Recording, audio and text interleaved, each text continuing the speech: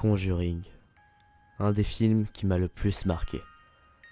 Réalisé en 2013 par James Wan, le réalisateur de Fast and Furious, Saw et Loud Out, ce film est tiré d'une histoire vraie. Rien de plus banal qu'une simple famille.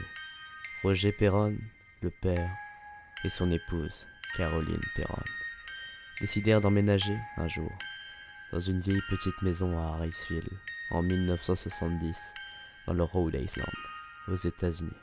Une famille composée de 5 filles: Andrea, Nancy, Christine, Andy et Avril. Elles avaient besoin de vivre dans un environnement plus calme, dit-elle, entourées de la nature et de la campagne. Toutes les 5 n'avaient jamais été aussi contentes de vivre dans une nouvelle maison. Une fois arrivées devant la maison, les filles coururent d'impatience devant la porte pour y choisir leur chambre. Tandis que les parents, Roger et Caroline, déballaient les meubles, l'ancien propriétaire les interpella en leur disant une seule et même règle à suivre. Il dit: laissez toujours allumer les lumières de la nuit.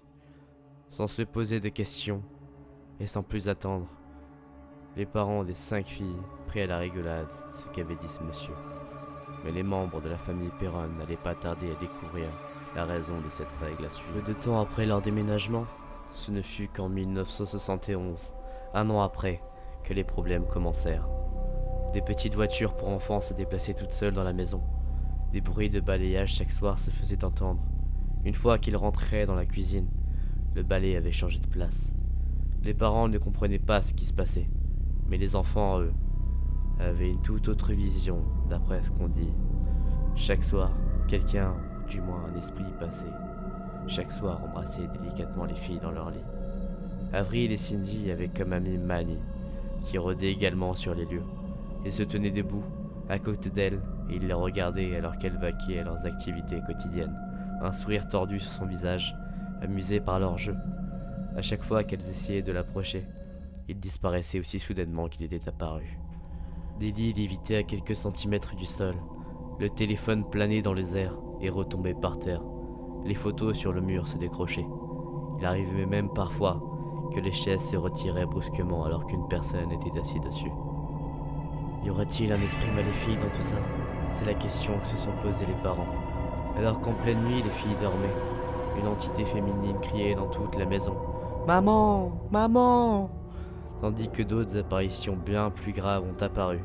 La plus jeune des filles, nommée Cindy, alors âgée de 8 ans, dormait très profondément dans son lit, jusqu'à ce que sa nuit soit dérangée par un esprit qui lui tirait les cheveux, ou même les jambes, alors que d'autres faisaient claquer les portes, les refermer, ou même les bloquaient d'une telle force que personne ne parvenait à les ouvrir. Plusieurs recherches ont été faites pour ainsi donner le nom d'un seul et même esprit démoniaque, Bathsheba Tyler, une femme qui aurait été accusée du meurtre de son bébé en 1884.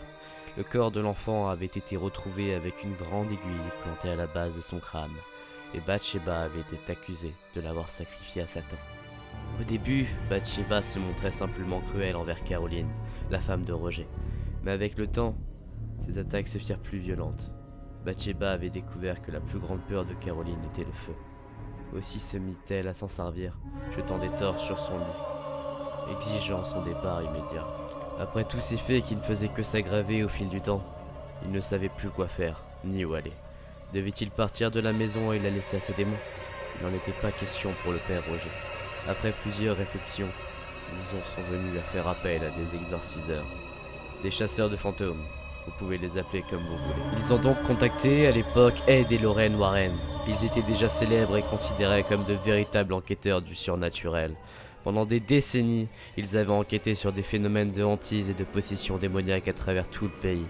Selon les Warren, Bathsheba avait assassiné sa plus jeune fille en sacrifice à Lucifer, puis elle avait fait plusieurs rituels avant de se pendre.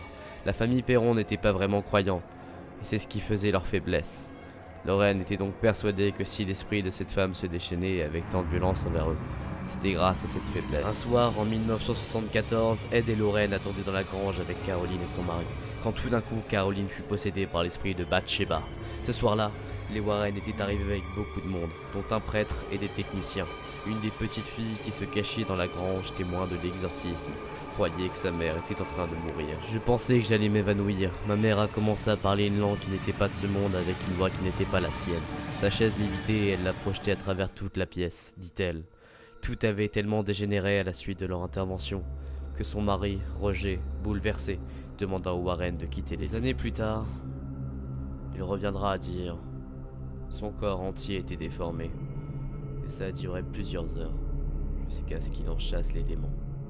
Ensuite, je les ai mis dehors. L'intervention des Warren avait été un échec et la famille Perron dut se résigner à accepter le fait qu'il ne vivrait jamais seul dans cette maison.